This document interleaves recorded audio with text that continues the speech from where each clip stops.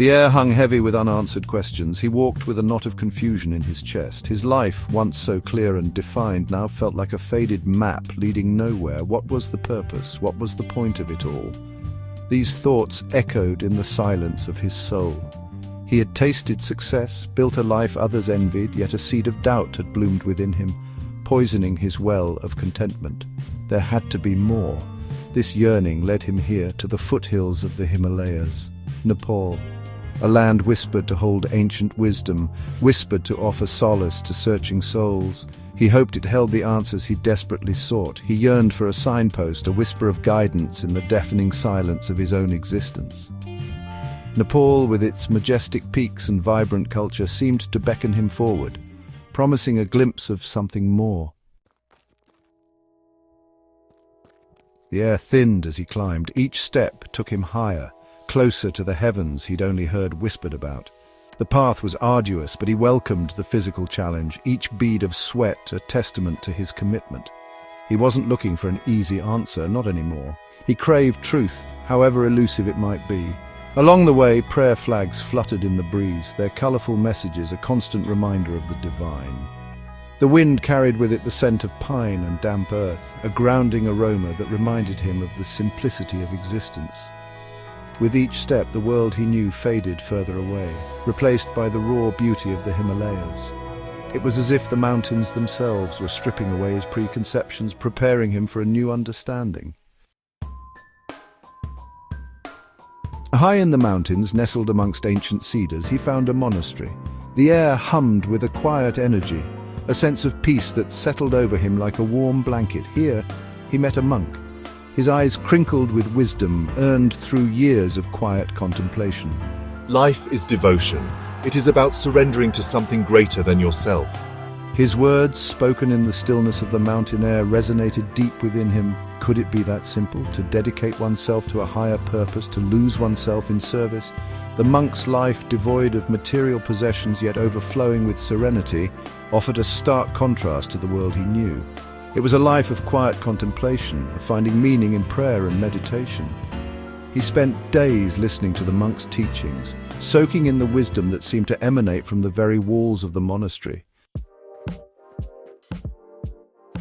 He descended from the mountains, his heart lighter, yet his mind still a whirlwind of thoughts.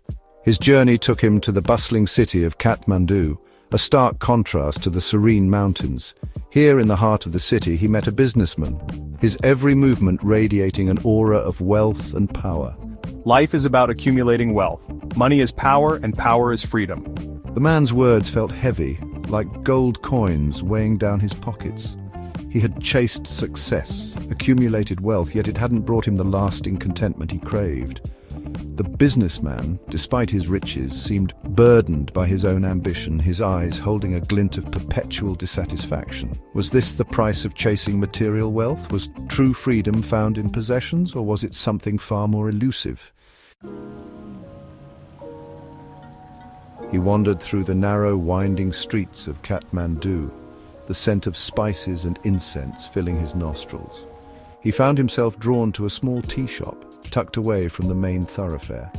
Inside, a young couple shared a pot of tea, their eyes locked in a silent conversation of love. The air around them thrummed with a palpable energy, a silent testament to the power of their connection.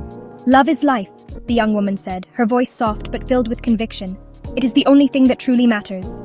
Her words, spoken with such unwavering certainty, sparked a flicker of warmth within him. He had known love, had felt its power, but somewhere along the way it had become entangled with the complexities of life. Watching the couple, their happiness radiating outwards like a beacon, he wondered if perhaps love was the answer.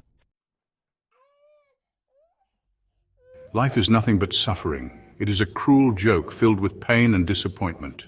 His journey continued, taking him to the outskirts of Kathmandu, where the city gave way to sprawling fields.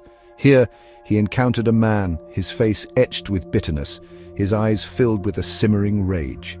The man's words, like a poisonous dart, struck him with their intensity. He too had experienced loss, had felt the sting of betrayal and the crushing weight of grief. But was that all life amounted to? Was there no beauty, no joy to be found in the midst of suffering?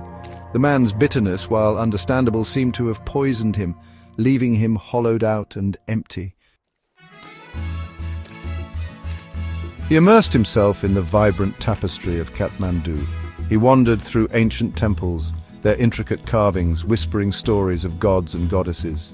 He witnessed the devotion of pilgrims at Pashupatinath, felt the weight of their faith in the air. He watched children playing in the streets, their laughter a universal language of joy.